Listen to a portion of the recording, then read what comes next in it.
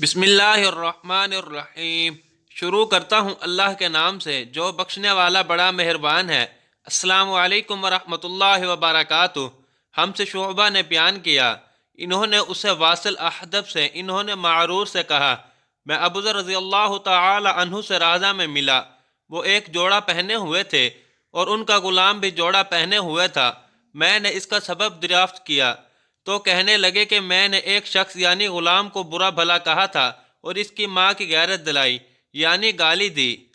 تو رسول اللہ صلی اللہ علیہ وآلہ وسلم نے یہ معلوم کر کے مجھ سے فرمایا، اے ابو ذر، تو نے اسے ماں کے نام سے غیرت دلائی، بے شک تجھ میں ابھی کچھ زمانہ جاہلیت کا اثر باقی ہے۔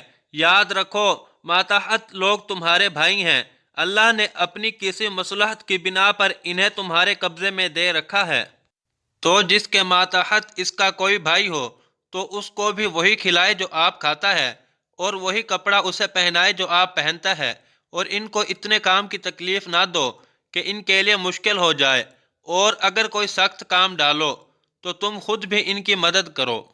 صحیح بخاری کی حدیث سے مروی ہے۔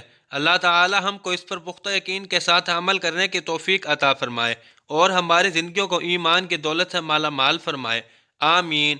السلام علیکم ورحمۃ اللہ وبرکاتہ۔